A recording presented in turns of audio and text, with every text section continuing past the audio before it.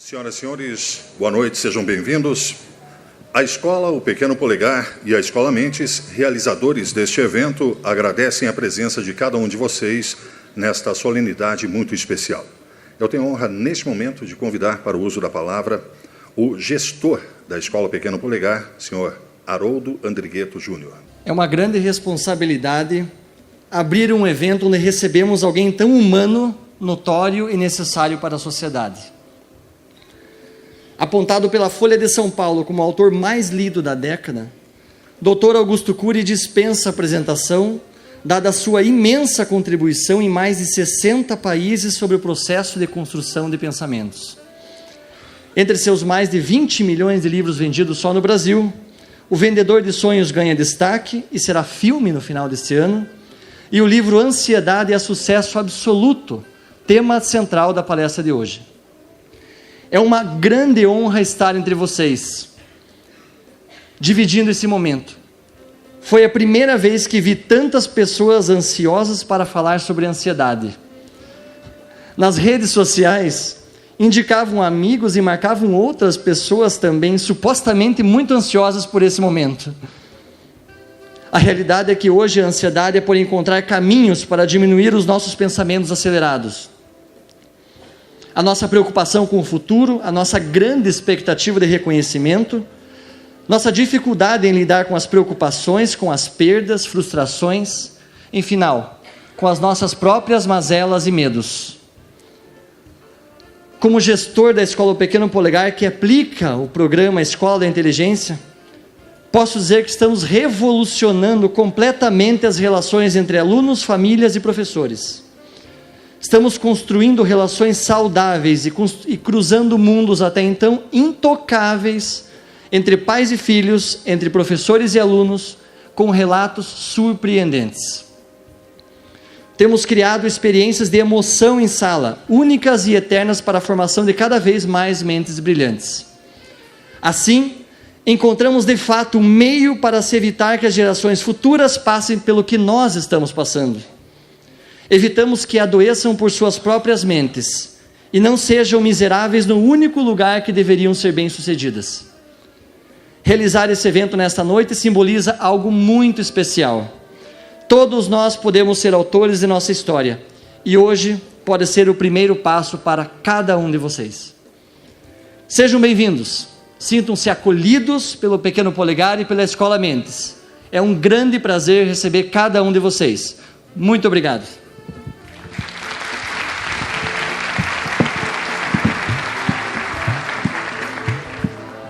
Vamos receber neste momento com muita alegria para falar sobre ansiedade.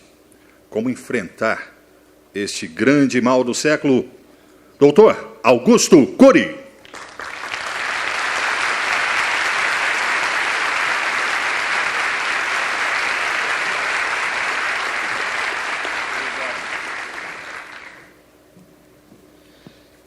Fiquei sabendo que nenhum de vocês aqui precisa de psiquiatra.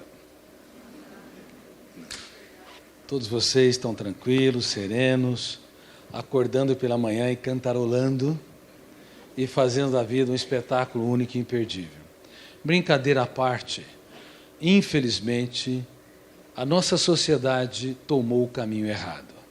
Quando eu falo sociedade, nossa, não me refiro apenas à sociedade brasileira, mas às sociedades modernas. Somos a única espécie que pensa e tem consciência que pensa, em meio a mais de 10 milhões de espécies.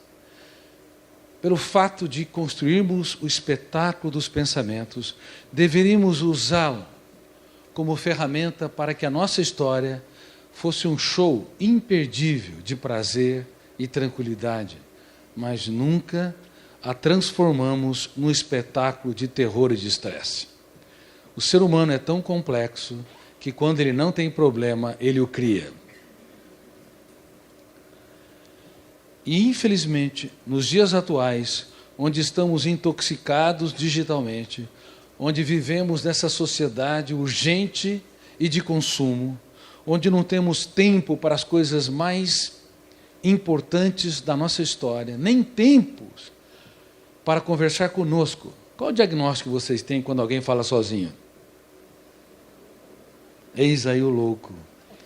Quando, na verdade, dialogar consigo deveria ser uma das mais importantes ferramentas para que o ser humano escreva o seu roteiro, o script da sua história.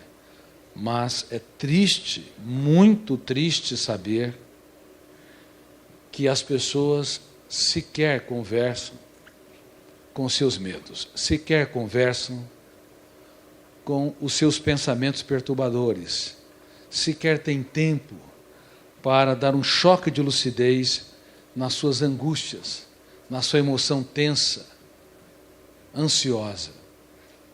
Nós falamos, dialogamos sobre milhões de dados que está no mundo de fora, mas nos calamos sobre o mundo de dentro.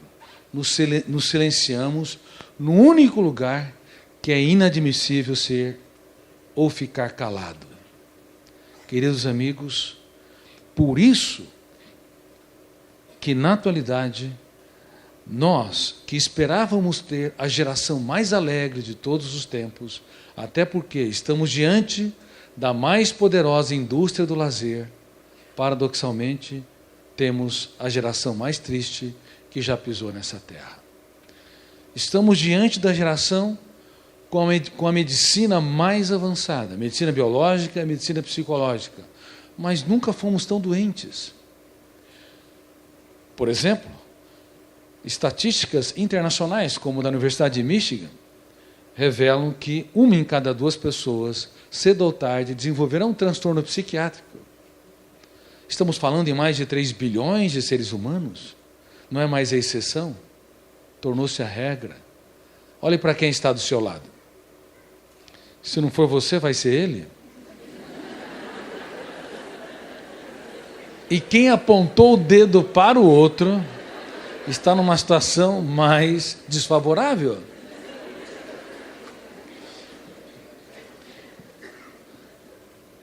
1 bilhão e 400 milhões de pessoas desenvolverão o último estágio da dor humana, a depressão.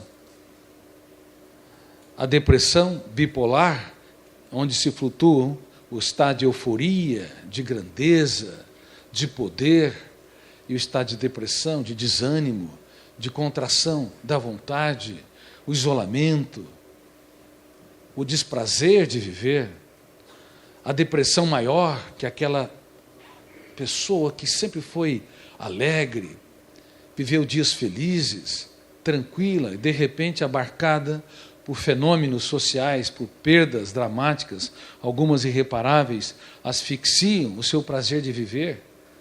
A depressão distímica, que acompanha a evolução da personalidade, aquelas pessoas que foram sempre pessimistas, conformistas, escravos dos pensamentos dramáticos, construídos e encenados no teatro da sua mente, não importa o tipo de depressão. Dentre as mais de 3 bilhões de seres humanos que adoecerão, 1 bilhão e 400 milhões desenvolverão um quadro depressivo ao longo da vida.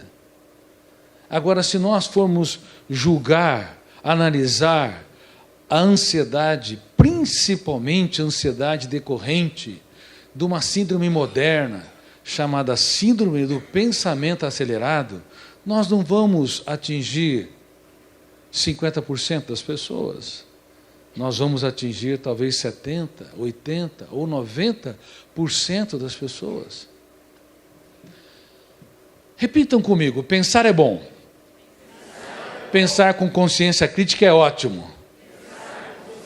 Mas pensar demais sem gerenciamento é uma bomba contra a saúde emocional. E essa bomba tem de ser desarmada. Caso contrário, nos tornamos os nossos maiores carrascos. Quem pensa demais se acidenta demais. Você não teria coragem de deixar o seu carro ligado 24 horas por dia? Você o estaciona na sua garagem e ainda deixa o motor ligado. Isso seria uma irresponsabilidade em relação ao aquecimento global, uma economia de alto carbono. debelando os recursos desse planeta Terra. Mas é incrível, nós deixamos a nossa mente ligada 24 horas por dia. Claro, mesmo quando nós dormimos, também sonhamos, e os sonhos são importantes, porque ali nós recapitulamos, libertamos o imaginário, desenhamos personagens, ambientes e circunstâncias, mas a velocidade dos sonhos, o nível de ansiedade ao dormir é muito grande. Seja porque as pessoas pensam muito durante o estado de vigília, ou porque elas têm sonhos agitados durante o seu sono, elas acordam cansadas. Quem acorda cansado aqui? Levante as mãos. Uma plateia de cansados? Vocês não dormiram à noite? Sim, dormiram, mas o sono não é mais reparador. O sono está deixando de ser motor da vida, porque uma mente que não se desliga é uma mente que consome irresponsavelmente energia de um outro planeta, planeta emoção. Aí nós expandimos o índice G. Repitam, G, I, gasto de energia emocional inútil. Quem pensa excessivamente, sem controle, gasta energia emocional e intelectual de forma inútil. Provavelmente, mais de 50% ou 60% da energia que nós gastamos não imprime prazer, não imprime alegria, não imprime criatividade, não nos faz reinventar. É um gasto inútil, um gasto atroz, que esgota a emoção e esgota o cérebro. Quem tem dores de cabeça ou dores musculares aqui? Levante as mãos. Eu vou tomar um pouco de água. 80%, 90% desta plateia magna está como esse microfone.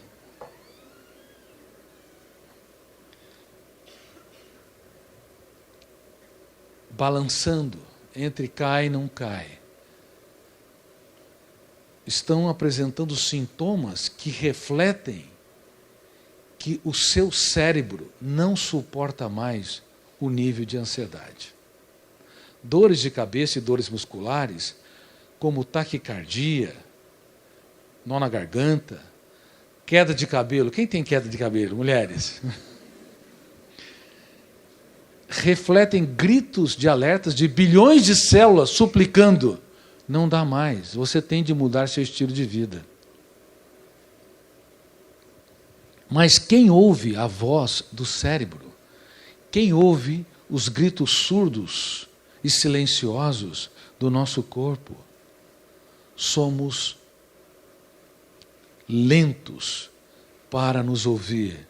Não suportamos uma torneira pingando, não suportamos um ruído diferente no nosso veículo, mas suportamos os estertores dramáticos do nosso corpo, porque nós não prestamos atenção nos avisos, nos sinais de que estamos num processo de falência física e emocional. Quando me formei na faculdade de medicina, na década de 80, uma em 20 pessoas desenvolvia um tumor cancerígeno. E nós esperávamos que no século XXI, controlando o tabagismo, alcoolismo, pesticidas, poluição ambiental e a má nutrição, sobrariam fatores endógenos, de dentro, ou seja, fatores genéticos. Então as estatísticas seriam muito mais generosas. Uma em 50 ou uma em 100 pessoas desenvolveria um tumor cancerígeno. Mas eu tenho trabalhado com pesquisadores do mais alto nível nesse país e no mundo. E eu tenho falado sobre as estatísticas e sobre fenômenos importantíssimos. Entre eles, nós estamos não 1 para 50, 1 para 4, 1 para 5.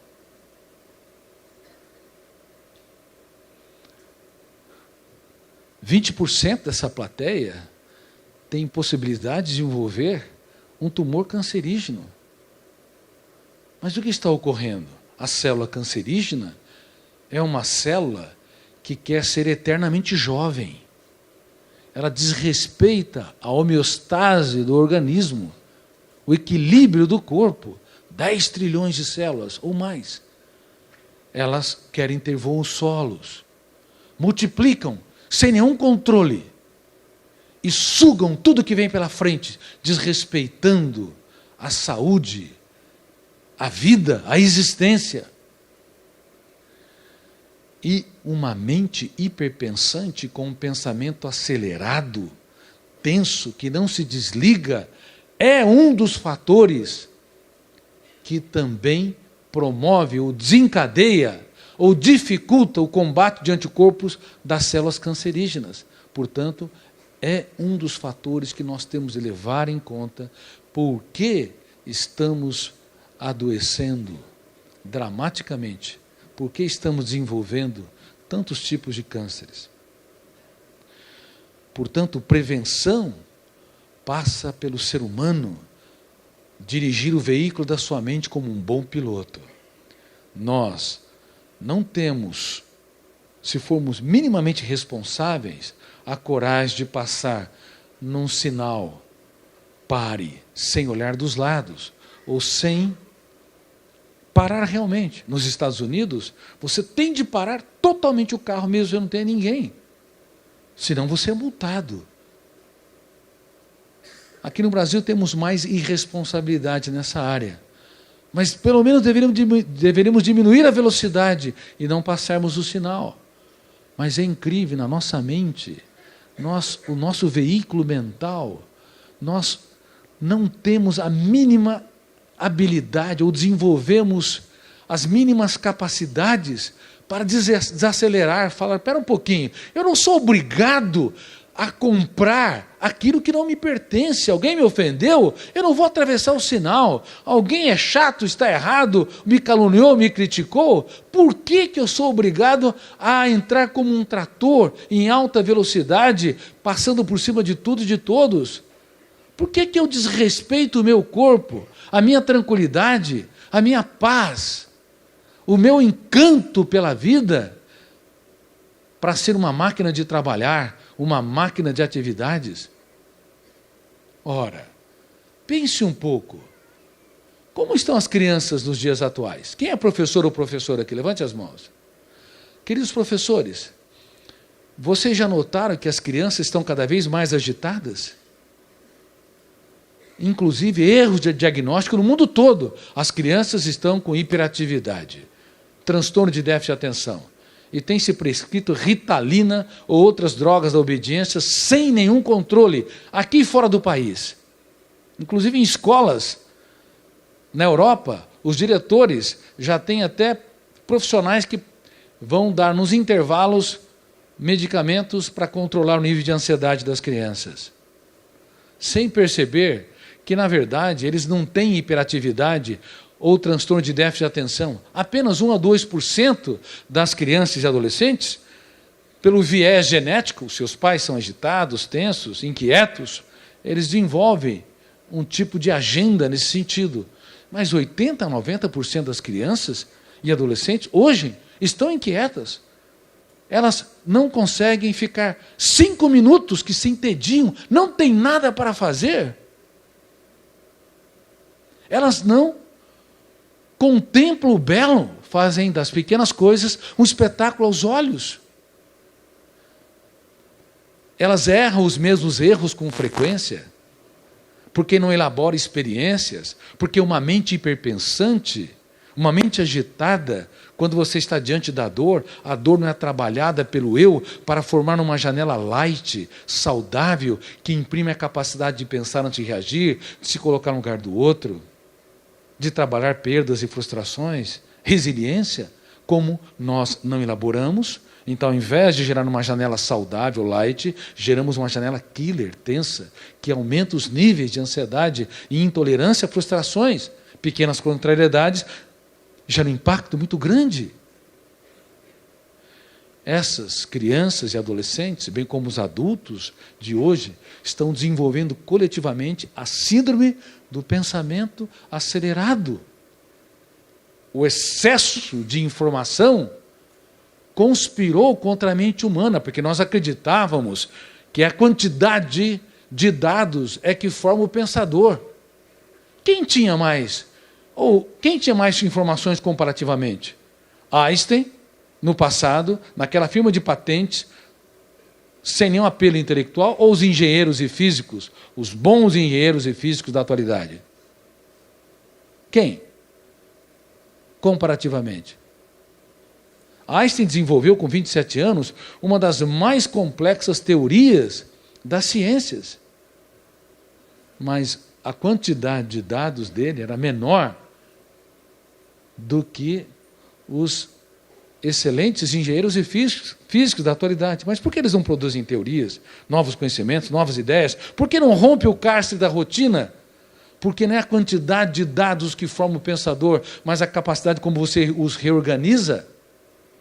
Não é a quantidade de tijolos num terreno baldio é que vai determinar o grau de habilidade de um arquiteto, mas a maneira como reorganiza esses tijolos e materiais.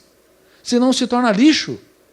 Eu falo com muita segurança sobre isso, porque com muita humildade, sem nenhuma ostentação, eu produzi uma das raras teorias da atualidade sobre o processo de construção de pensamentos e o processo de formação de pensadores, como homens e mulheres saíram fora da curva.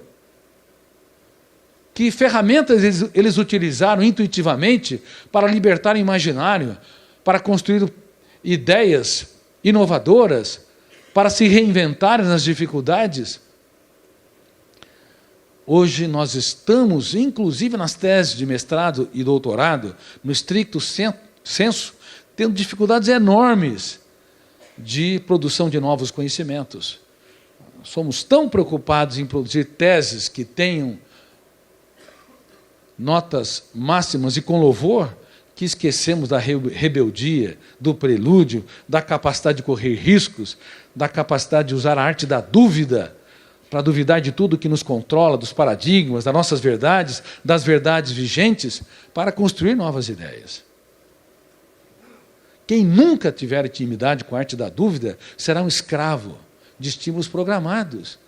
Vai reagir com seus filhos, reagir com a vida, reagir diante de si da mesma maneira. A síndrome do pensamento acelerado, ela é atroz. Ela transforma o ser humano brilhante num ser humano opaco, o ser humano ousado num ser humano encarcerado pela rotina, o ser humano que pode empreender num ser humano conformista e, às vezes, até coitadista, com pena, com autocompaixão. Repitam comigo: quem vence sem riscos, triunfa sem glórias.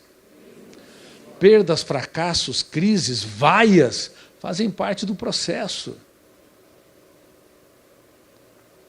Ninguém é digno do pódio se não utilizar os seus fracassos para conquistá-lo. Ninguém é digno da sabedoria se não usar as suas lágrimas para irrigá-la. E as decisões mais importantes da vida são solitárias. Não pense que as pessoas vão estar aplaudindo você, vão estar te apoiando. Às vezes, nem as pessoas que você mais ama estarão do teu lado. E você tem de correr riscos para tomar determinadas decisões familiares, profissionais, acadêmicas, sociais. Mas uma mente hiperpensante adia. E quanto mais sucesso, mais ela tem dificuldade de tomar atitudes para preservar a sua saúde, para enriquecer a sua história e produzir novas ideias. O sucesso é mais difícil de ser trabalhado que o fracasso.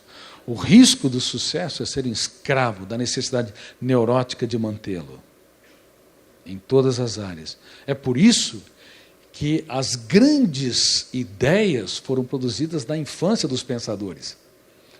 As fórmulas matemáticas grande parte foram produzidos por meninos, 18, 20 anos, adolescentes. Porque quando vem o reconhecimento, os aplausos, os títulos acadêmicos, tem-se medo de andar por ares nunca antes respirados. Aí nos tornamos mentalmente engessados, vítimas da ansiedade, da necessidade tensa de seguir um roteiro pré-definido. E aí pais veem os seus filhos com problemas, eles não se reinventam.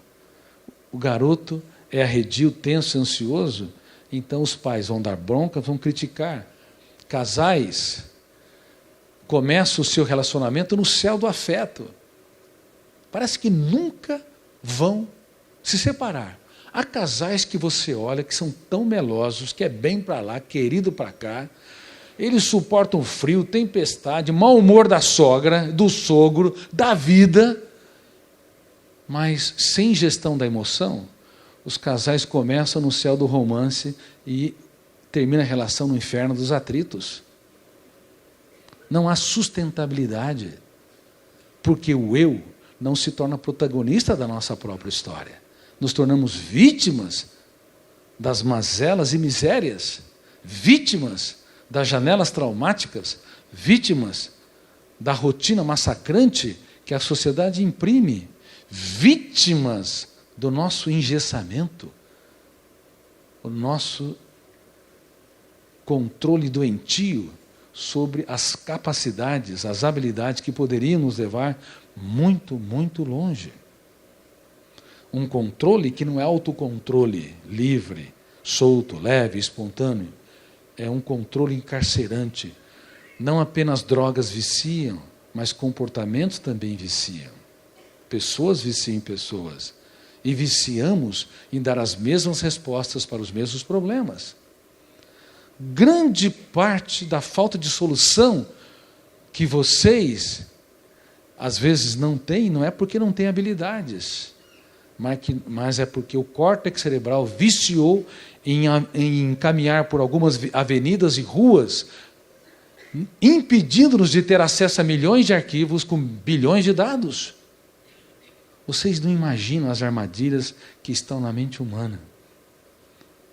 Todas as vezes que vocês estão angustiados, tensos, vocês foram aprisionados em algumas avenidas da memória.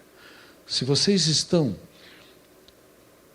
com sentimento de culpa, autopunição, autoabandono, se sente que a vida falta de sabor, prazer, encanto, tenha certeza, vocês são prisioneiros. Eu sou prisioneiro, porque todas as emoções dependem das janelas que se abrem no córtex cerebral. Se elas se abrem em determinadas áreas que são traumáticas, nós nos nutrimos, e às vezes nos nutrimos cronicamente. Ou seja, continuamente. Aí nós vamos ter aquelas pessoas depressivas, pessimistas, mórbidas, angustiadas, pessoas que têm dificuldade de apostar em si e reconstruir a sua própria história. Reitero, portanto, que a síndrome do pensamento acelerado tem sido confundida com um transtorno de déficit de atenção ou hiperatividade que tem um viés genético. Nós mexemos na caixa preta do funcionamento da mente pelo excesso de dados, citei número 1, pelo excesso de atividades. Eu tenho dado conferências para magistrados, muitas plateias de magistrados, juízes de direito, e eu tenho dito que todos nós somos contra o trabalho laboral escravo. Crianças trabalhando em minas, todas sujas, sem direito a estudar, a brincar, a ter uma existência leve e suave, a uma formação da personalidade rica. Mas o que nós não percebemos é o trabalho intelectual escravos. Crianças que têm tempo para tudo, mas não para ter infância.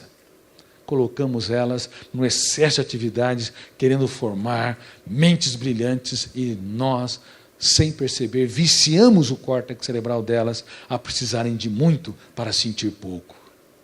Pais que dão presentes em excesso para os seus filhos cometem um crime sem precedente. É melhor dar raramente presentes e dar aquilo que o dinheiro não consegue comprar, ou seja, falar das suas lágrimas para os seus filhos chorar as deles, falar dos seus fracassos para que eles entendam que ninguém é digno do pódio se não utilizá-los para conquistá-lo. É muito melhor dar aquilo que o dinheiro não consegue comprar do que dar aquilo que o dinheiro pode comprar, porque o excesso de estímulo material vicia as crianças em determinadas avenidas e ruas, usando a metáfora da cidade, ou seja, são prisioneiras no córtex cerebral, não conseguindo se reinventar, libertar o seu imaginário, ser bem-humoradas, ter encanto pela vida e fazer dela um show, mesmo quando o mundo desaba sobre nós. Estamos vivendo a era dos mendigos emocionais e não estamos sabendo disso. No século XVIII para o XIX, na França, houve a era dos mendigos. Tantas guerras, corrupção econômica, política, controle de uma minoria por uma maioria, produção de alimentos escassas, insegurança, portanto, alimentar. Tropeçava-se em mendigos, 1/3 da população tinha malnutrição. Mas o que nós não falamos é que, na atualidade, estamos vivendo a era dos mendigos emocionais. Pessoas que precisam de muitos estímulos para sentir migalhas de prazer. Isso é de uma seriedade muito importante. Nunca vi crianças e adolescentes tão tristes, precisando de muitos eventos para se animar um pouco. Se você não consegue ficar só com você, sem fazer nada, algo está errado.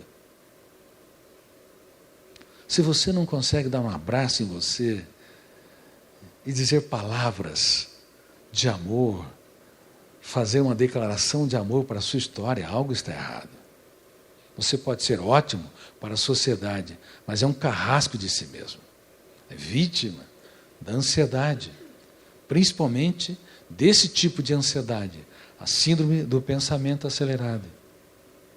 Excesso de informação, excesso de atividade, excesso de uso de aparelhos digitais, o dia inteiro clicando, aquela paranoia. E manda mensagem para os amigos. Ninguém curtiu, tem um ataque de raiva. O dia todo. E não consegue desligar daquela bendita máquina, daquele bendito celular, 1 hora. Dá um ciricutico.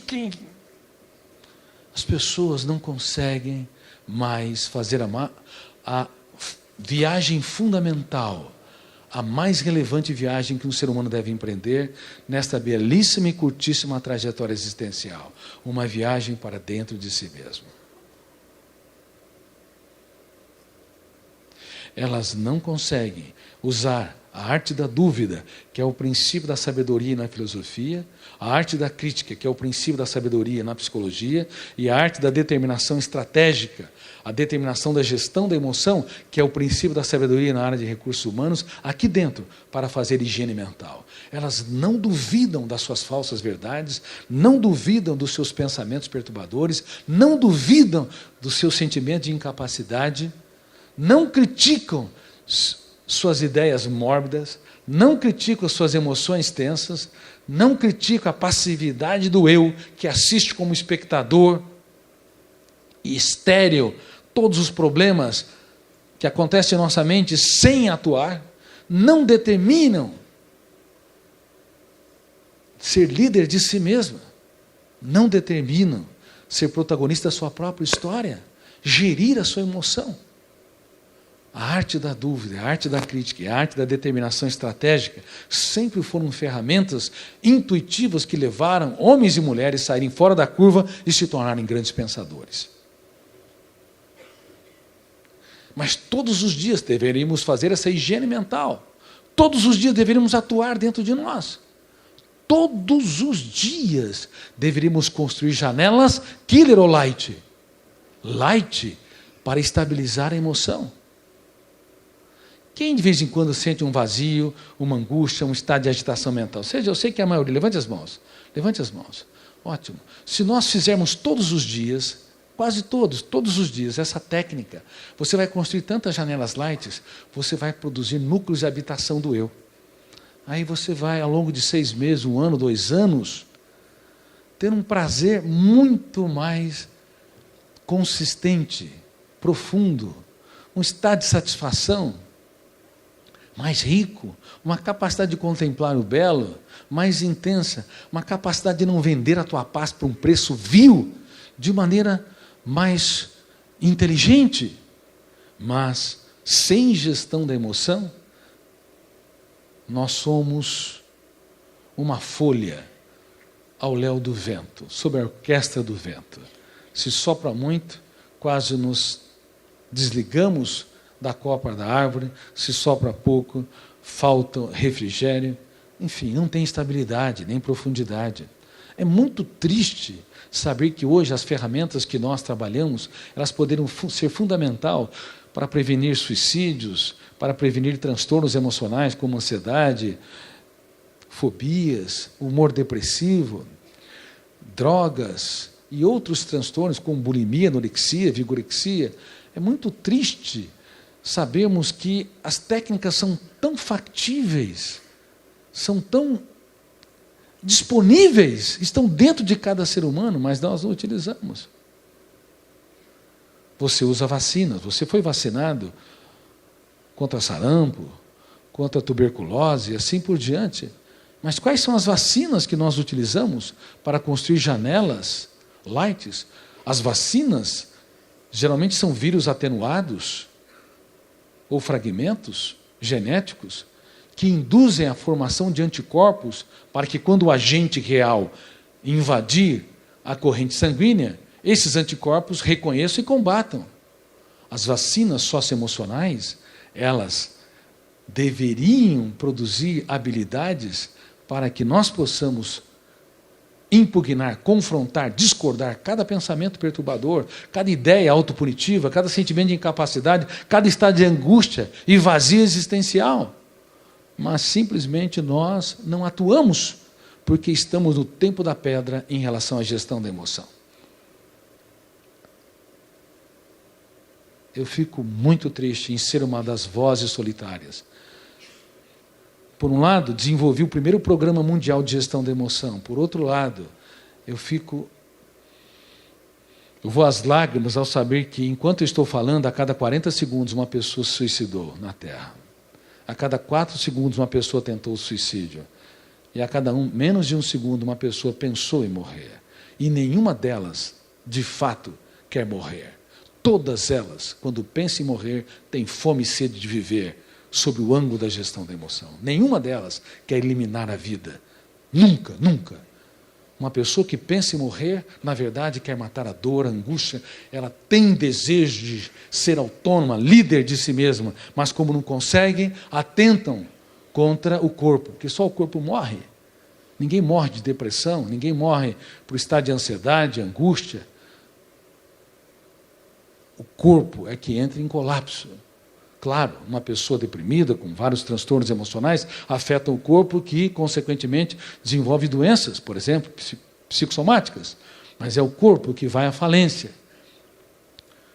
E as pessoas atentam contra esse organismo tão sofisticado que sustenta a vida. No fundo, elas querem matar a dor e não a existência.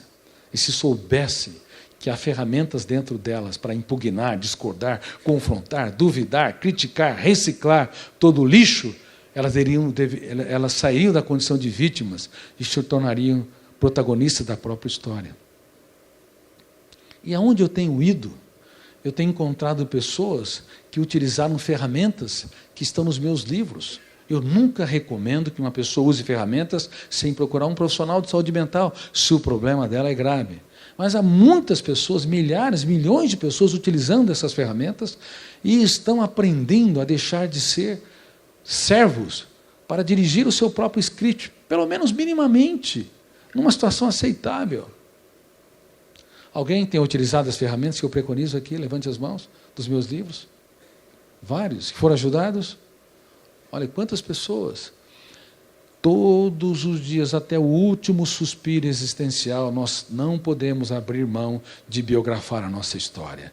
Não podemos deixar as janelas traumáticas, janelas killer, as nossas privações, os abandonos que tivemos, as crises que passamos, as vaias que atravessamos, e nem os problemas externos, a crise econômica, a crise política, as dificuldades da vida, traições, rejeições, exclusão social, nada de fora e de dentro, biografar os principais capítulos. Sim, seremos sempre escritos por fenômenos alheios à vontade do eu, mas não deveriam ser os principais capítulos.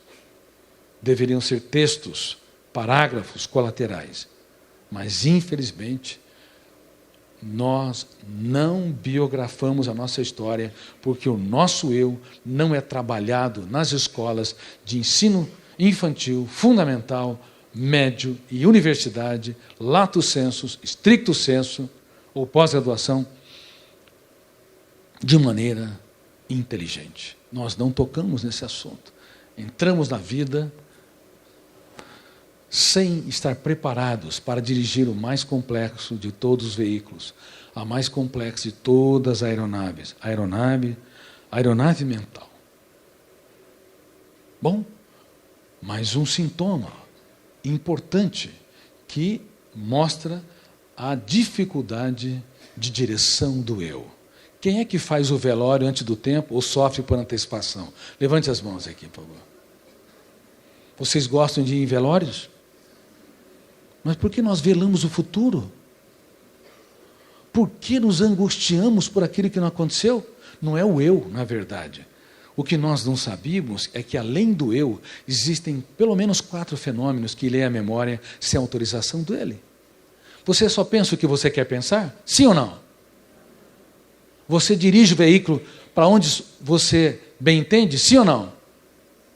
Quando você vai para a casa do seu pai, da sua mãe, ou para o seu trabalho, você dirige de maneira concreta, organizada, lógica? Sim ou não? Claro! Se você vira o seu carro para a esquerda e ele vai para a direita, parece um filme de terror. Mas na mente humana acontece todos os dias. Você não quer pensar num desafeto, e você pensa. Você não quer pensar numa pessoa que te machucou ou feriu, mas você pensa. E se você detesta ele, ele vai dormir com você. Por quê? Porque não é só o eu que dirige o veículo mental. Hoje nós estamos claros o que grandes pensadores não tiveram oportunidade de estudar, como Freud, Jung, Piaget, Vygotsky, Kant, Hegel, Merleau-Ponty, Sartre e tantos outros. Eles usaram o pensamento pronto, mas não tiveram a oportunidade de estudar como se constrói pensamentos e quem constrói os pensamentos. Então, a educação clássica acredita que o eu é o grande construtor de pensamentos, o construtor único.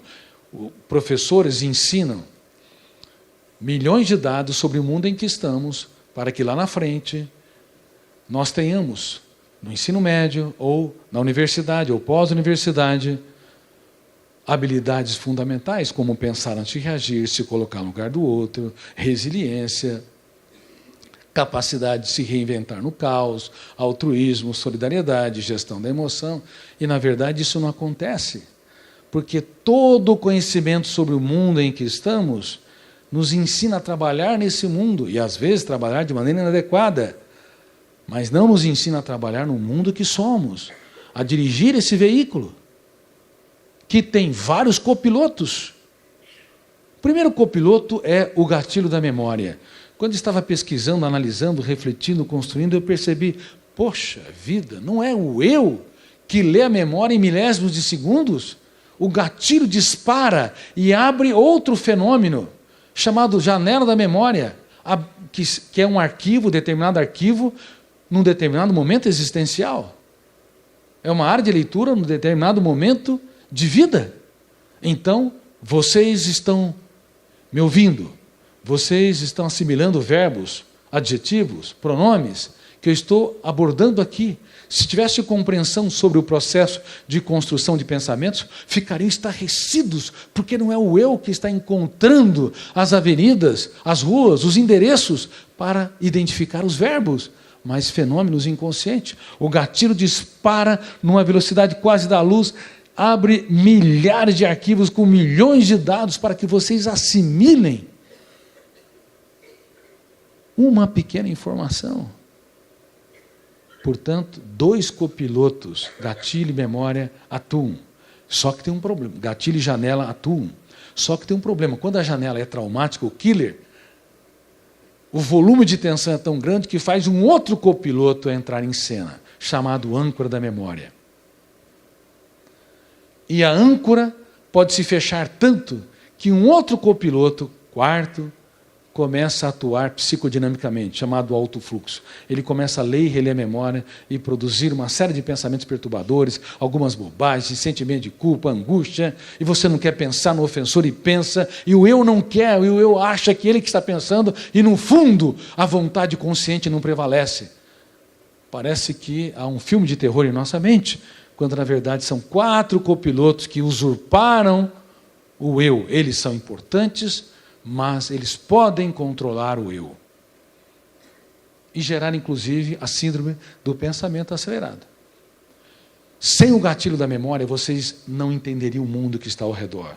Se vocês olhassem para esse copo, vocês não saberiam que é um copo que contém água, mas como vocês olham, detonam o gatilho, abre milhares de janelas e vocês identificam o copo, que não é uma janela, não é uma nuvem, não é um tapete, ou seja, não é milhões de outras coisas, são fenômenos inconscientes que entraram em cena. Gatilho, janela. Só que se encontrar uma janela traumática, por exemplo, medo de falar em público. Você estudou toda a matéria, sabe tudo o que vai falar, treinou no seu quarto, treinou diante do seu pai, da sua mãe, do seu espelho, agora você vai dar aquela aula. Só que antes do eu entrar em cena, sempre entram os copilotos, e nós não sabíamos disso. O primeiro ato do teatro mental é inconsciente, não é consciente, não é a ação do eu. A hora que você se levanta para falar, ou pega o microfone, se tem fobia social, você olhou para a plateia, detonou o gatilho, abriu uma janela killer, e essa janela killer tem os fantasmas da mente humana, os vampiros que vão te sangrar ali, metaforicamente. Ou seja, medo de que os outros pensem e falem de si, julgamento, angústia, medo de falhar, medo de não corresponder às expectativas. Mas espera um pouquinho, você encontrou não as janelas ou os arquivos que continham todo o assunto, toda a matéria que você assimilou, você encontrou outras janelas que não estavam no script. Janelas killer. E o volume de tensão fez com que a âncora se fixasse. E o quarto fenômeno, alto fluxo. Eu não vou conseguir falar mesmo. Aí vem aqueles pensamentos. Ah, ninguém vai me entender. Aí vem ideias que asfixiam também as pessoas. Isso ocorre em todos os segmentos da vida. Seja num ato sexual, seja num ato onde você vai receber um prêmio, seja no momento em que vai fazer uma prova oral, seja no momento em que alguém atravessou você de maneira inadequada no trânsito e você tem um ataque de raiva. Todas as situações estressantes que fazem com que o gatilho dispare, encontre as áreas tensas, o lixo psíquico pode nos encarcerar. Uma pessoa que tem claustrofobia, medo de lugar fechado, deu uma brilhante conferência, ele não tem fobia social, falou com maestria, com propriedade, é uma pessoa muito segura, aparentemente, mas quando entra no elevador, promete para si, não, eu não vou sofrer dessa vez, o elevador tem mecanismo de segurança, eu sou uma pessoa que não mais é escrava do medo. Mas quando ele pisa lá, detona o gatilho, abre uma janela killer, a âncora se fixa e o alto fluxo começa a ler a memória daquela área e dizer, gritar, de que o elevador vai parar, vai faltar oxigênio, ele vai infartar e assim por diante. Me lembro de um cliente que ficou 7 anos chorando porque achava que ia morrer pelo vírus da AIDS. Chorando, literalmente. E era um dos melhores pilotos de aviação comercial do país. Recebeu prêmio na França e assim por diante. Mas você fala comigo, Cury, se ele tem medo de morrer do vírus da AIDS, a resolução é simples. Pede para ele fazer o teste HIV. Bom, ele fez o teste, eu pedi.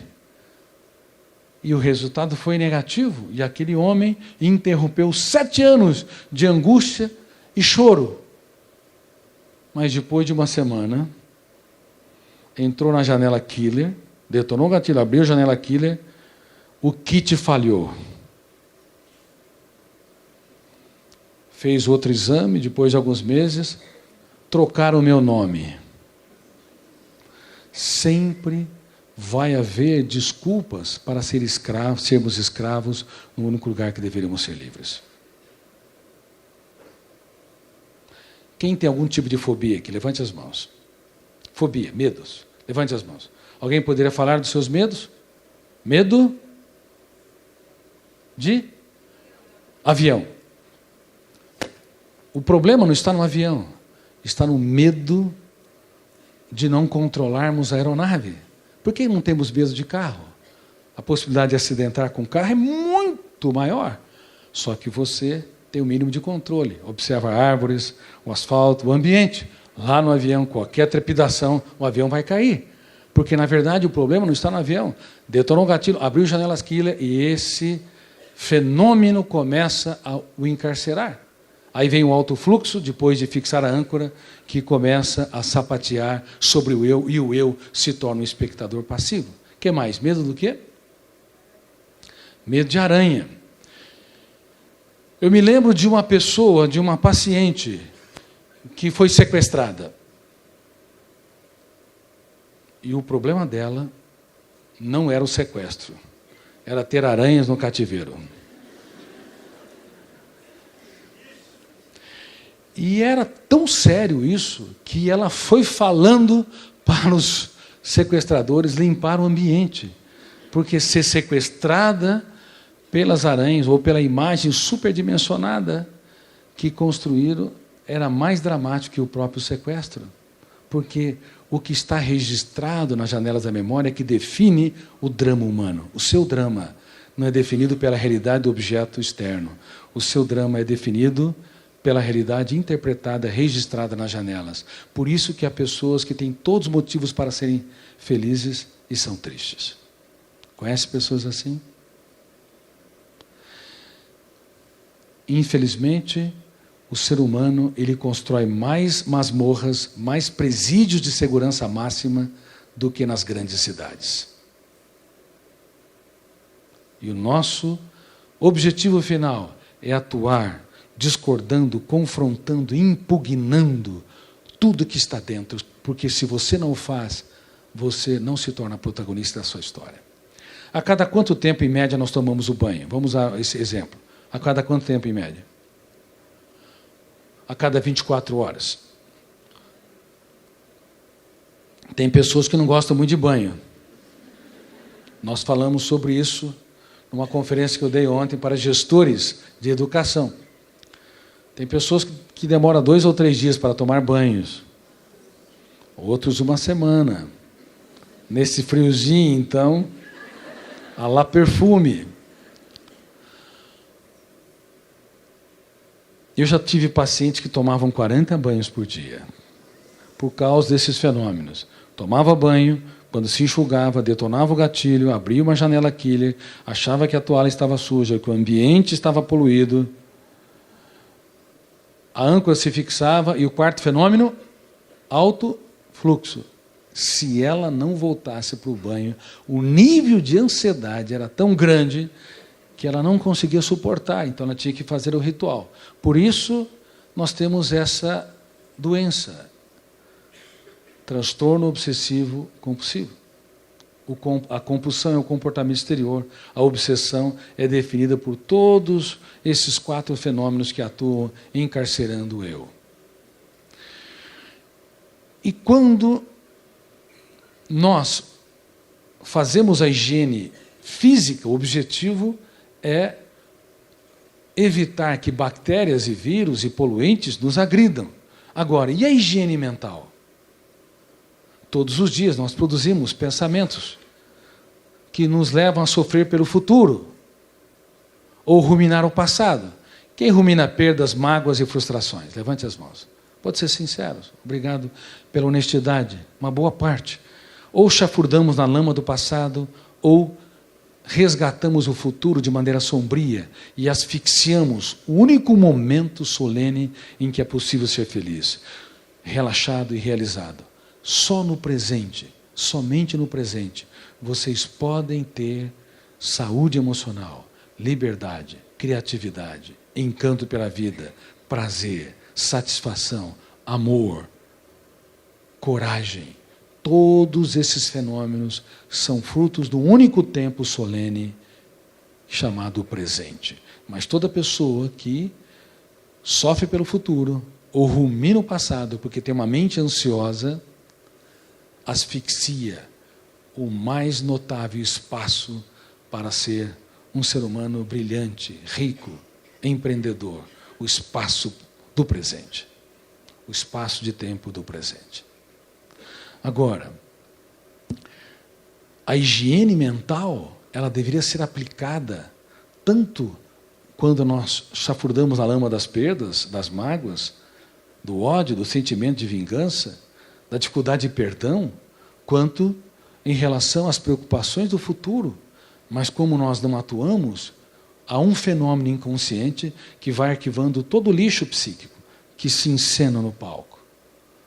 Saiba de uma coisa, nada que se encena no palco. Se você tem um ataque de raiva, daqui a pouco ele vai passar. Daqui a 1 hora ele passa. Se você tem um sentimento de culpa importante, não há sentimento de culpa que dure 24 horas. Ele pode se renovar no outro dia, mas ele se dissipa depois de algumas horas. Você se distrai, a não ser que tenha uma depressão grave em que retroalimenta os pensamentos continuamente.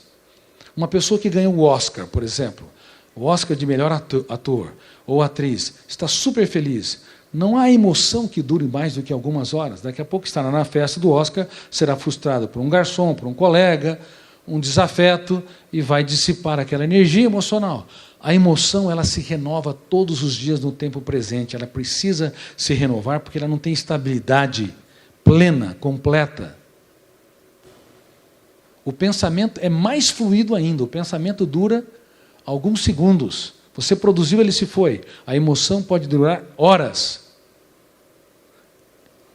Bom, a questão é, se o nosso eu não atua em relação à construção de emoções tensas, elas vão embora do palco, mas não vão embora da mente, vão para os bastidores inconscientes. Há um fenômeno chamado RAM, Registro Automático da Memória. Poderam repetir? Ele arquiva tudo nos bastidores da mente, formando as janelas. 90% das janelas são neutras, 10% das janelas são killer, traumática ou light. O problema é que a quantidade de janelas killer ou traumática é tão grande que vai asfixiando o prazer de viver. Por isso que temos que corrigir um pouco o pensamento de Freud, que achava que uma pessoa só desenvolveria transtornos na vida adulta se nos primeiros 7 anos de idade passasse por experiências altamente traumáticas, como abusos, privações, perdas irreparáveis. Hoje nós sabemos que mesmo tendo tido uma infância feliz e uma adolescência saudável, se o eu não aprende a gerir a emoção, um estímulo estressante, uma vaia, uma crítica, uma rejeição, uma humilhação pública, uma crise financeira, uma traição, é registrado como janela altamente traumática, chamada janela killer duplo P, duplo poder, poder de encarcerar o eu, poder de fixar a âncora e o fenômeno do alto fluxo, o quarto fenômeno, lê e relê a memória, e quanto mais lê e relê, mais produz pensamentos e ideias angustiantes, e mais o fenômeno RAM registra de volta no inconsciente, nos bastidores da memória, desertificando áreas nobres. Portanto, reitero, em qualquer época podemos adoecer se não aprendemos a fazer higiene mental.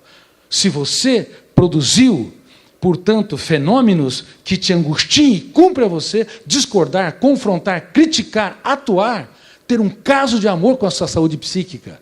E se fizéssemos isso, nós não teríamos 3 bilhões de seres humanos adoecendo, desenvolvendo transtornos mentais, e nem 1% desses 3 bilhões se tratarão.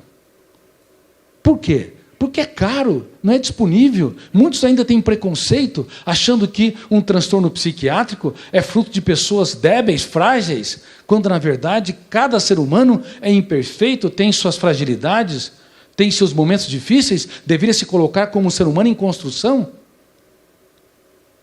Porque a autopunição e autoabandono é a pior de todas as solidões. Se a sociedade me abandona, a solidão é suportável. Mas se eu mesmo me abandono, a solidão é intolerável. Portanto, se o meu eu impugna, discorda e confronta nos primeiros 5 segundos, o lixo psíquico não registra de maneira traumática. Você não tem horas para atuar na sua mente. Você não tem minutos. Você tem 5 segundos no máximo. Você deve ser rápido. Seus filhos devem ser rápidos. Os seus alunos devem ser rápidos. Em 5 segundos você não faz um grande discurso.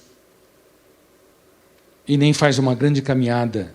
Apenas dá alguns passos. Mas em 5 segundos nós podemos mudar uma história para o bem ou para o mal. Um professor que fala em sala de aula, você não vai virar nada na vida, para um aluno.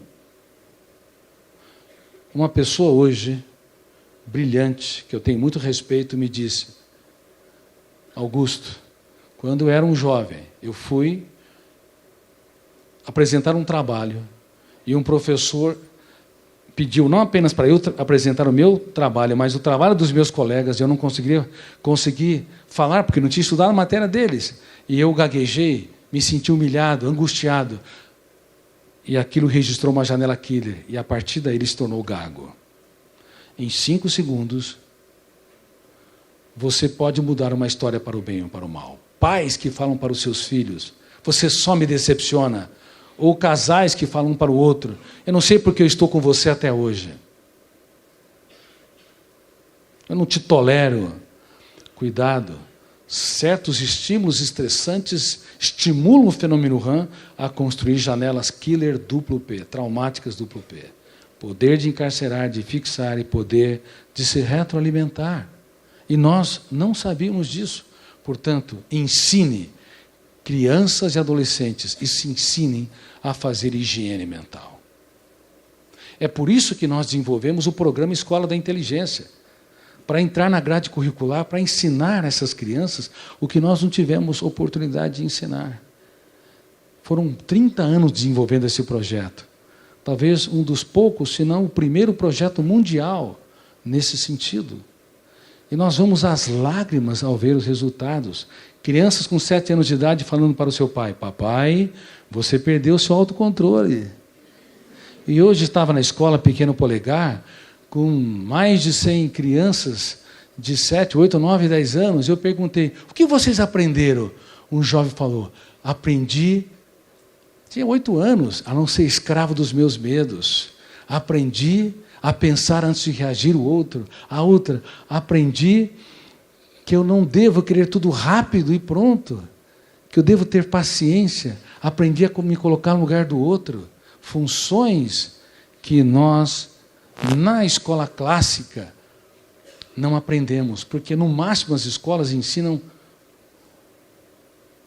os valores, ética, honestidade e outros valores que todas deveriam ensinar. Mas as habilidades socioemocionais deveriam fazer parte de todo o currículo.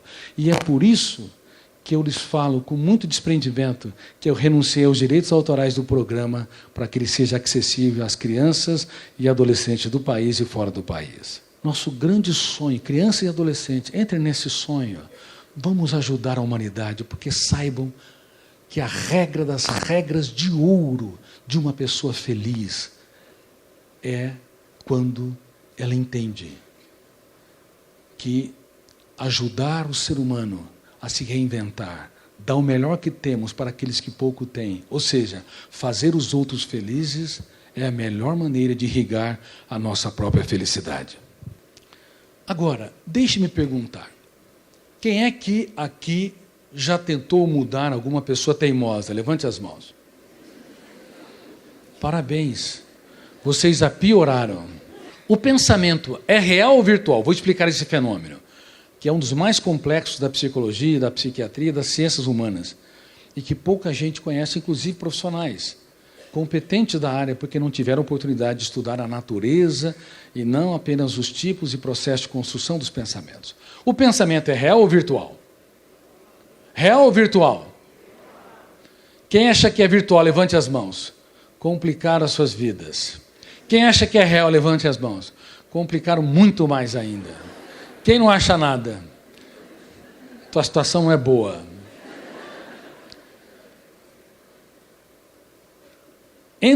Quem acha que o pensamento é real, ele acredita que, se elevar o tom de voz, ele pode mudar o outro.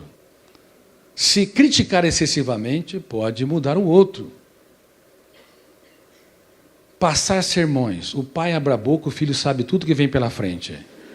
Aqueles maridos engessados, entediados, que abrem a boca, a esposa sabe todo o sermão que vem pela frente. E as esposas, então, que descontrolam a linguagem. Tem gente que fala assim, doutor Cury, casei com um homem muito complicado. Eleva até o tom de voz, eu dou um passo para trás. Pense num homem difícil, eu dou outro passo para trás. Se você conviver por 5 minutos com ele, você não vai conseguir manter seu equilíbrio mental. Eu falo, olha, minha filha, olhe bem nos olhos dela, minha filha, se você casou com um homem muito difícil, você não deve ser tão fácil. Porque os semelhantes se atraem. E este homem vai ficar mais difícil ainda se você usar as velhas estratégias. Por exemplo, querer operar o cérebro dele, fazer lobotomia. Não adianta elevar o tom de voz, não vai resolver. Criticar excessivamente não vai resolver. Passar sermões não vai resolver. Comparar, não compare seu marido com o outro, não vai resolver, entendeu?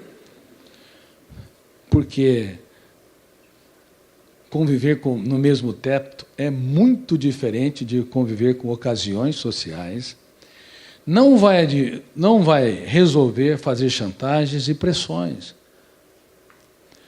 Vou dar uma ferramenta maravilhosa. Ele é tenso, ansioso, um poço de irritabilidade. Mas quando ele estiver calmo, 30 segundos, dá um grande elogio. Parabéns, como você é sereno, hein? Ele vai falar, mas não é a minha esposa. Mas você vai estimular o fenômeno RAM, registro automático da memória, arquivar uma janela light, parabéns, e não killer, porque toda crítica, todo tom de voz elevado só gerou janelas killers. Ele teve uma atitude tranquila, serena, você aplaude, poxa, na frente dos outros. Nossa, eu sou muito feliz em ser casado com meu marido, fala para, e o marido está ouvindo. Ele é uma pessoa tão serena, tão tranquila, tão inteligente algumas vezes. Ele vai falando, não é possível. Plantou janela.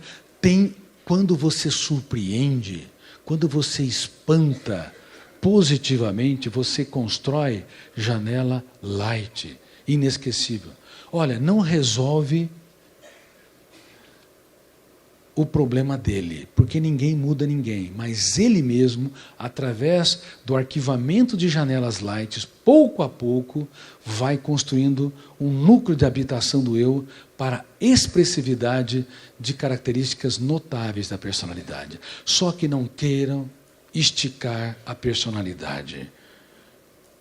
O ser humano, ele é muito rígido, não é um elástico. Todos os dias você tem que ajudá-lo a construir um tijolo. Depois de meses tem uma parede. Depois de 1 ano, 2 anos, você tem uma casa definida. Se você for perseverante, desenvolver uma pauta para a construção de uma felicidade inteligente, de uma gestão da emoção notável e sábia, de uma capacidade de gerenciamento da ansiedade respeitosa, altruísta e profunda, todos os dias você vai atuar como engenheiro de janelas light nos seus alunos que te dão problema, nos seus filhos que não reconhecem o seu valor e no seu parceiro ou parceira que você tem dificuldades. Agora, usar as estratégias que nós sempre usamos: raiva, ódio, vingança, exclusão social, ou essas técnicas que eu falei, reitero, elevar o tom de voz, criticar excessivamente, passar sermões, comparar, pressionar, tudo isso piora as pessoas que estão ao nosso redor. Quem tem dificuldade aqui de conviver com pessoas lentas? Eu nem terminei de perguntar e já levantaram as mãos.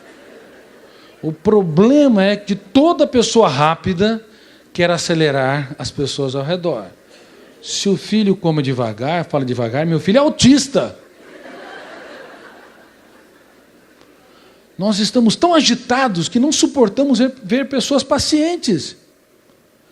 Se você é um avião, vive voando, não queira que um trator ganhe asas. Cada ser humano é um veículo cognitivo, tem suas particularidades, sua capacidade de raciocínio lógico, raciocínio esquemático, raciocínio de fundo, raciocínio complexo. Por isso que nas empresas há um erro atroz. Por exemplo, me lembro que dei conferência para as 50 empresas psicologicamente mais saudáveis do país. Feito um teste de gerenciamento da emoção, tive que internar quase todos. Eram saudáveis, imagine o resto. E os especialistas, diretores de recursos humanos, como não têm consciência e conhecimento mais profundo das camadas da mente humana, coloca todo mundo, esse sujeito fez engenharia de produção, ele tem que trabalhar desse jeito. Esse aqui é engenheiro mecânico desse jeito. Essa fez, ela é bilíngue, ela tem que trabalhar assim, assado.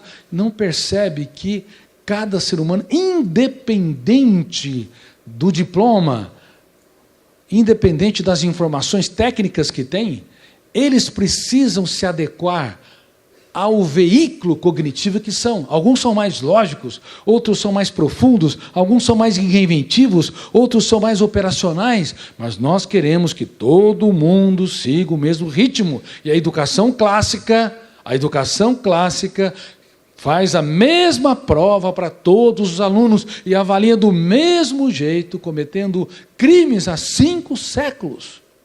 É possível dar nota máxima para um aluno que errou todos os dados, mas teve um raciocínio esquemático, complexo, libertou o mais sofisticado dos pensamentos, que não é esse dialético que nós usamos para copiar os símbolos da língua, usamos na fonação, ou na linguagem Libras, os sinais, é o pensamento imaginário, é aquele pensamento rebelde que você enxerga por múltiplos ângulos o mesmo fenômeno, que Da Vinci libertou, que Einstein libertou, que Rembrandt libertou, que Kant libertou, o pensamento que eles não entenderam, mas libertou, pensamento imaginário. E até Einstein, sem conhecer essa área, disse que é mais importante a imaginação do que os dados.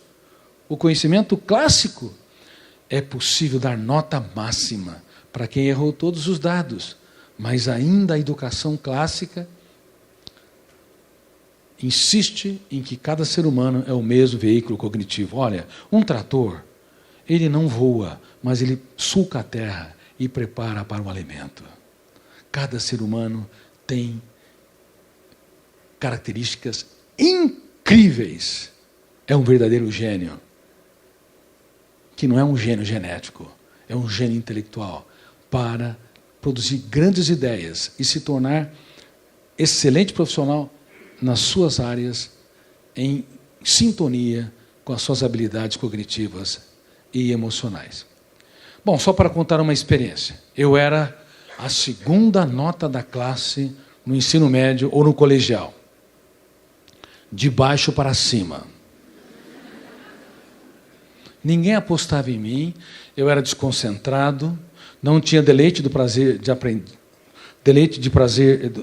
aprender como Platão preconizava, a autonomia como Paulo Freire sonhava, e assim por diante. Eu estava lá, mas não estava lá. Eu tinha libertado o pensamento antidialético, imaginário, mas o meu pensamento dialético era péssimo, não era lógico. Claro, nós precisamos dos dois tipos de pensamento, serem imaginativos, sonhadores, mas precisamos do veículo, de trilhos, senão esse trem intelectual não tem caminho. Precisamos de sonhos e de disciplina. E eu descobri essa ferramenta.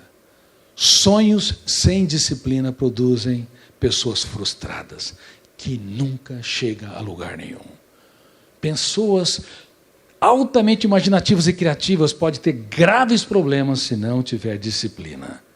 E disciplina, por outro lado, sem sonhos, produz pessoas autômatas, robotizadas, que só obedecem a ordens, que não pensam em outras possibilidades, que não andam em ares nunca antes respirados, que não aceita dizer coisas novas para os seus filhos, para os seus alunos, para o seu parceiro ou parceira, que não consegue encantar os seus colegas de trabalho, que chega da mesma maneira, na mesma rotina no ambiente profissional. Não dá um abraço, olha, conte comigo, olha, obrigado por você existir, olha o que eu posso contribuir para que a empresa seja mais viável. Que tal fazermos isso e aquilo? Não. Mente engessada. Entra de um jeito e sai do mesmo jeito, dia após dia, num tédio mordaz. Seja no trabalho, seja na atividade acadêmica, seja na atividade social e familiar. Mentes engessadas. Não provocam, inspiram, encantam filhos, parceiro, parceira, amigos, amigas, colegas de trabalho. Bom,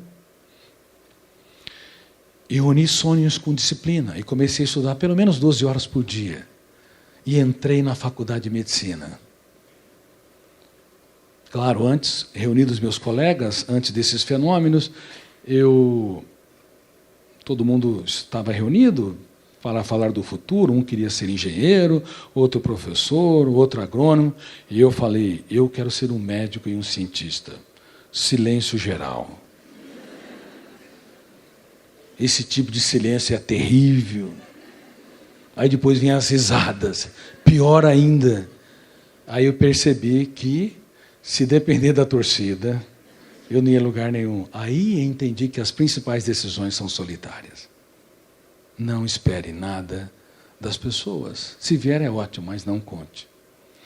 12 horas por dia, sonhos e disciplina. E entrei na faculdade. E quando entrei na faculdade, eu nunca consegui ser um estudante de medicina como todo mundo.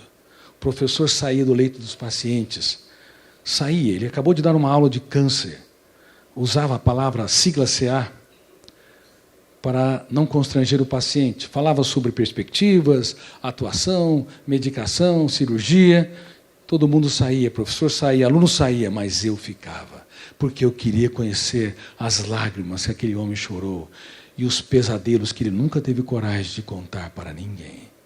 E eu anotava e eu descobria que cada ser humano é um mundo a ser descoberto. Cada ser humano é simplesmente notável. E aí comecei a passar por uma crise depressiva que me estimulou a construir novas ideias e estudar a minha mente para me entender minimamente. E eu percebi que eu não tinha gestão nenhuma do veículo mental. Era sociável, tinha muitos amigos, sorria por fora, mas não tinha estabilidade e profundidade por dentro. Comecei a escrever. No 6º ano já tinha 400 páginas escritas. E depois de 25 anos, eu recebi um título de membro de honra de uma academia de gênios da Europa. E eu pensei comigo, Augusto Cury, como você engana bem, hein? Você era a 2ª nota da classe. Eu nunca fui um gênio genético, com uma capacidade de armazenamento da memória fantástica, recita tudo. Até porque, hoje com os computadores mais medíocres têm uma capacidade de armazenamento ou de recitação melhor que qualquer um de nós. O que nós estamos preconizando hoje, e meus livros são utilizados em institutos de gênios, de sobredotados, não são gênios com habilidades só genéticas, mas muito mais habilidades socioemocionais. Se você, por exemplo, não dá um cartão de crédito ilimitado para a sua emoção, cuidado, hein? Cartão de crédito. Então ela não vai comprar aquilo que não lhe pertence. Mas se você der um cartão de crédito, se o teu eu for irresponsável, dar um cartão de crédito, um olhar atravessado estragará o dia, uma rejeição estragará a semana, uma traição estragará uma vida. Você vai vender ou vai comprar por um preço vil os estímulos estressantes. Nunca dê cartão de crédito ilimitado para a sua emoção. Ela será sempre ingênua, nunca passará de 1 ano de idade. A emoção não pode gerir a si mesma. Quem tem de geri-la? Quem? O eu, que representa a consciência crítica, a capacidade de escolha, a autonomia. Mas o eu não é trabalhado nas escolas. Nós usamos o pronome eu como realizador de tarefas. Eu posso, eu quero, eu vou, eu ando. Eu paro. Mas o eu que eu me refiro é o eu líder de si mesmo. Todos os dias, o eu deve duvidar daquilo que nos controla, como ele disse, criticar cada ideia perturbadora, gerir a emoção. Todos os dias o eu não pode gravitar na órbita do que os outros pensam e falam de si. Ele tem que impugnar sofrimento por antecipação, ruminação de perdas e frustrações. Todo dia o eu tem que atuar como biógrafo dos principais capítulos da nossa história. Mas como ele é mal formado, ele não atua. A emoção tem um cartão de crédito ilimitado, fazendo com que crianças, adolescentes e adultos vivam uma vida miserável, ainda que seja aplaudida. Uma vida opaca, ainda que esteja debaixo dos holofotes da mídia. Uma vida paupérrima emocionalmente. Nutrição emocional asfixiada, ainda que seja um ser humano que tenha milhões e milhões de dólares no banco. Queridos amigos, se vocês entenderem esse fenômeno, vocês se tornam cada vez mais protagonistas da sua própria história. Mas saibam, por favor, saibam que essas ferramentas dependem de treinamento, não dependem de heroísmo. Porque se vocês não treinarem, vocês não desenvolvem a sua genialidade. Hoje, se você gerir a tua emoção, você é um gênio na saúde emocional. Se você impugna cada pensamento perturbador, você é um gênio na sua qualidade de vida. Se você liberta o seu imaginário e anda por ares nunca antes respirados, você vai se tornar um gênio na criatividade. Se você abraça mais e julga menos, aplaude mais e critica menos, na sua empresa, na sua casa, você vai ser um gênio nas relações interpessoais. Essa genialidade não genética, que são habilidades fundamentais e que são passíveis de serem treinadas em cada ser humano, farão toda a diferença para que possamos ter uma mente brilhante no teatro social e não sermos espectadores passivos usando essa metáfora. Bom, a minha trajetória foi uma trajetória de muitas lutas e muitas perdas. Imagine ser um cientista ou um pesquisador num país que não valoriza ciência básica. Quantas rejeições, quantas dificuldades, quantas perdas, quantas vaias no começo do processo. Mas eu descobri a tese do livro Vendedor de Sonhos. Quem já leu o Vendedor de Sonhos? Bom, dia 8 de dezembro, nas telas de todo o cinema do país. O Jaime Monjardim, há um mês, ele me ligou dizendo: Cury, eu estou aqui com a primeira edição do filme, falei para 3 amigos verem, não tinha trilha sonora, efeitos especiais, mas eles estão encantados. Um deles está tão emocionado que quis te ligar, falar com você de todas as maneiras. Era o Renato Aragão, dizendo: Augusto, que filme é esse? Eu tenho que sair de barco de tantas lágrimas que eu chorei. E começou a recitar várias frases, dizendo que cada frase era um poema. E a Warner e a Fox estão muito animadas, de fato, com o projeto, porque falta roteiros profundos que nos levam a fazer uma viagem para dentro de nós mesmos. A maioria dos roteiros de cinema, se formos críticos minimamente, nós vamos perceber que é só para entreter rapidamente, mas não nos leva a trazer ferramentas para reescrevermos a nossa história. Bom, o vendedor de sonhos era um homem multimilionário que tinha tempo para tudo, mas não tinha tempo para a filha e nem para a esposa. E um dia percebeu que estava com todos os sintomas da síndrome do pensamento acelerado e percebeu que a sua filha perdeu o brilho nos olhos e a sua esposa também e resolveu pagar a conta. Na sua companhia aérea marcou uma viagem dizendo que depois, no retorno, seria o melhor pai do mundo. Correria atrás da sua filha, esconderia atrás das árvores, esconderia debaixo dos lençóis, provocaria os mais belos sorrisos. A filha beijou, e a esposa abraçou. Agora eu tenho de volta aquele homem que me inspirou e que eu me casei. Mas não há céu sem tempestades e nem caminho sem acidentes. O tempo nem sempre é generoso quando o nosso eu não se torna autor da própria história. Quando ele ia voar, mais um telefonema, mais uma promessa não cumprida, mais um grande negócio. Mais uma vez ele extraiu lágrimas da filha. E eu não vou entrar em detalhes. Algo ocorreu muito, muito sério. E aquele homem, que era o quarto homem mais rico do mundo, ele se sentiu agora o homem mais miserável de todos os seres humanos. E vestiu-se com um maltrapilho, um mendigo, como ele se sentia dentro. E saiu agora vendendo aquilo que o dinheiro não pode comprar. Para as pessoas tristes, ele procurava vender alegria, pelo menos minimamente. Para os abatidos, procurava vender coragem. E para os que queriam desistir da vida, ele procurava vender uma vírgula. Para quê? Uma vírgula para escrevermos os capítulos mais importantes da nossa história, nos momentos mais difíceis da nossa vida.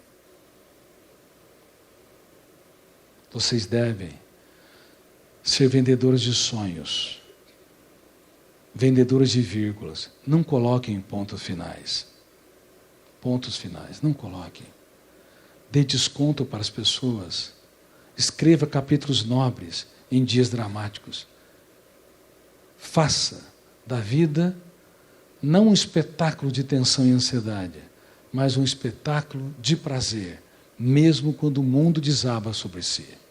Claro, nos momentos de angústia, ansiedade, dor, humor depressivo, você recicla-se e dentro de si tem uma atitude inteligente de que os melhores dias estão por vir. Você não se curva diante das mazelas. Você não se curva diante dos fracassos. Você não se curva diante da autopunição atroz. Quem é que cobra demais dos outros? Levante as mãos. Quem é que cobra demais de si? Levante as mãos. A grande maioria. A autopunição é atroz. Pessoas excelentes para a sociedade cobram demais de si. São algozes de si mesmo. Você não se curva à autopunição. Sabe por quê? Porque você está sempre dando uma nova chance para si mesmo. Dê um abraço em você e permaneça abraçado. Dê um abraço em você. Feche os teus olhos.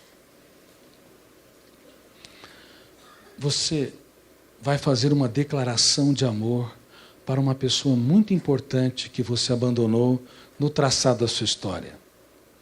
Você mesmo. Faça uma declaração de amor. De hoje em diante, eu não quero me curvar. De hoje em diante, eu quero dar mais chance para você. Quero te abraçar. Eu quero dar risadas de alguns erros ou alguma estupidez. Declare algo. De hoje em diante, eu quero apostar em você. Eu quero gerir a minha emoção e ser autor mínimo da minha própria história. Declare algo nesse sentido, com as suas próprias palavras.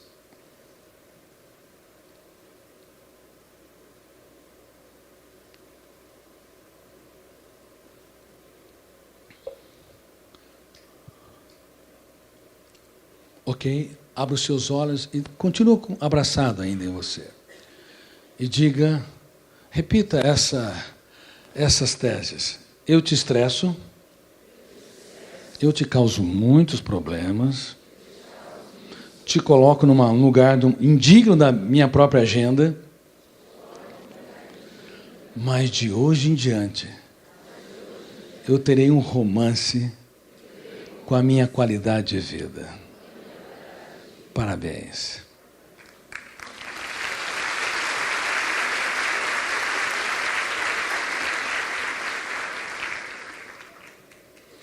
Bom, eu estou para encerrar. Vocês querem que eu pare? O tempo já está indo. Só vou contar uma breve história. Imagine na sala de casa um pai e uma mãe assistindo um filme e uma criança brincando, 4 anos de idade, o mundo sorri para ela, medo não faz parte do dicionário genético, medo é um processo aprendido. De repente aparece um extraterrestre na casa, uma barata. Quem vê primeiro? Preconceito. Há muitos homens que sobem em cima da mesa e dão um escândalo. Vou ver se vocês aprenderam tudo o que eu disse com esse exemplo. Bom, mas vamos colocar a mulher tendo fobia de barata. Aliás, as mulheres são muito melhores que os homens. Elas amam mais, se entregam mais, são mais inteligentes, altruístas e dirigem melhor seus carros que os homens. Mas inventaram o cartão de crédito. Cuidado, brincadeira à parte, o estresse financeiro é um desastre. De repente, ela viu a barata, dá um grito estridente, entrou numa janela killer, fechou o circuito da memória e quase mata de infarto o marido. O marido não sabe se está ocorrendo um terremoto ou um ataque terrorista. Aí, quando abaixa a temperatura da emoção, ele vê a esposa subindo no estofado e gritando, mata aquela bandida! Mas só tinha um bandido aonde? No filme. Aquele homem nunca acertou o alvo de nada nos últimos tempos, mas pegou o sapato e com a maior fé do mundo atirou na barata e ela se desviou. Pegou outro sapato e ela se desviou. Sandália da esposa desviou. Sapato do menino desviou. Claro, a barata tem mais qualidade de vida que ele. Faz mais exercício todos os dias. Enquanto ele reclama da vida, esgota o seu cérebro, não gera emoção. Aí aquele homem começa a caçar aquela barata de maneira infernal. E depois, vocês já viram um homem correndo atrás de uma barata? Que coisa mais ridícula. Depois de 10 minutos a barata morreu. Morreu de estresse. Aí a esposa olha para o marido e nunca o viu tão lindo desde a época da lua de mel, se aproxima dele e lhe diz, você é meu herói. E ele é espantado, não sabe o que está ocorrendo, produziu uma janela light naquele momento e lhe diz, você pode contar comigo que eu sempre te protegerei. E dá-lhe um beijo hollywoodiano e moral da história, e foram felizes para sempre até que outra bendita barata aparecesse naquele ambiente, que pode ser qualquer estímulo estressante, até o sal na comida a mais. O sapato do marido fora do lugar, que a esposa quer varrer até o marido fora de casa. A pasta de dente sobre a pia. Quantos pequenos estímulos estressantes detonam-se, gerando caos, uma agenda de discussão tola, débil, desnecessária, desgaste, alto índice GI, gasto de energia emocional inútil. Bom, se eles não gerirem a sua história, serão seres humanos indignos de ter um romance mais notável com a vida. Mas nunca se esqueça, se você, em primeiro lugar, não gerir a sua emoção e não tiver um caso de amor com a sua qualidade de vida, com a existência, se não contemplar o belo, não fazer das coisas pequenas um espetáculo aos seus olhos, não vai sobrar espaço para você amar ninguém. Você vai amar, mas vai amar de maneira muito condicional. Qualquer contrariedade você vai se irritar e às vezes ter até uma reação explosiva com quem mais você precisaria abraçar, beijar. E quem sente aqui que precisaria resgatar algumas pessoas queridas? Levante as mãos. Muitos aqui precisam. Mas nunca esqueçam, em primeiro lugar, resgate você, para resgatá-los. Bom, esquecemos de um personagem? A criança.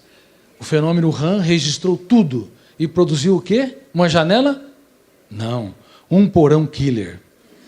Aquela barata, de hoje em diante, vai se tornar um dinossauro. Vocês já notaram os gritos estridentes que crianças e adultos têm diante de uma barata? Não é objeto real externo, porque o pensamento é virtual, o pensamento não é real.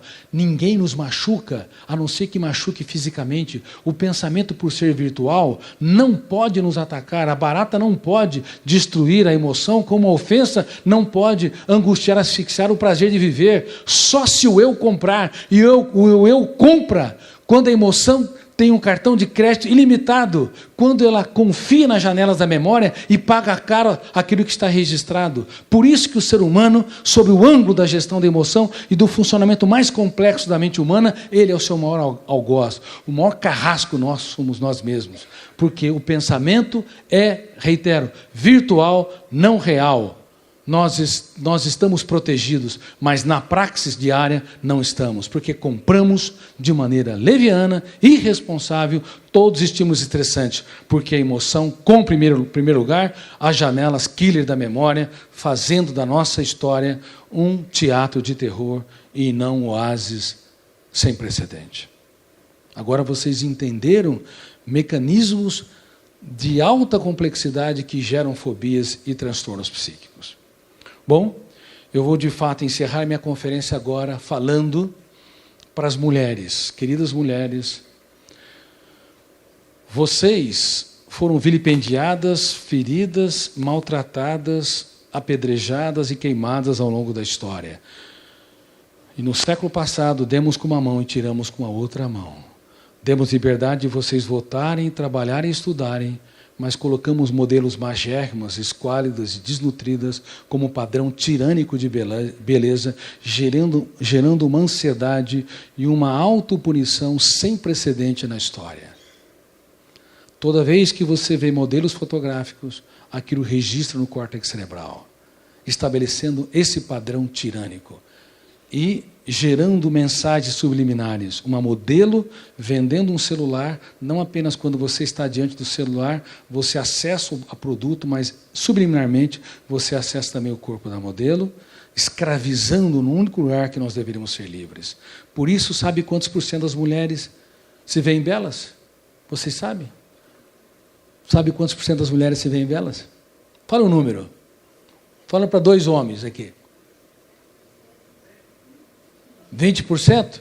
20% só? 40%? 10%? Parabéns, mulheres. 3%. 3% das mulheres se veem belas. Tem um pleno caso de amor com o seu corpo e com a sua mente. Um desastre sem precedentes. Sabe quantas pessoas estão desenvolvendo anorexia e bulimia? Mais de 70 milhões. Pessoas magérrimas, esquálidas, pele e ossos. Mais do que os da África subsaariana. E quase ninguém fala sobre isso. E quando estão diante do espelho, acham-se gordas. Beleza está nos olhos de quem vê. Repitam comigo. Beleza não pode ser vendida, comprada ou comparada. Todos nós deveríamos nos sentir belos. E vocês, mulheres, em destaque, deveriam olhar nos olhos do seu parceiro e gritar, com todas as letras, de várias formas: eu sou linda, maravilhosa e inteligente, e você faz um grande negócio de viver comigo.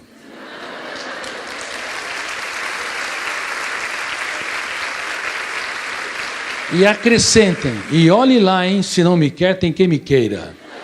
Porque eu me quero. Eu me quero, eu me amo, eu tenho caso de amor.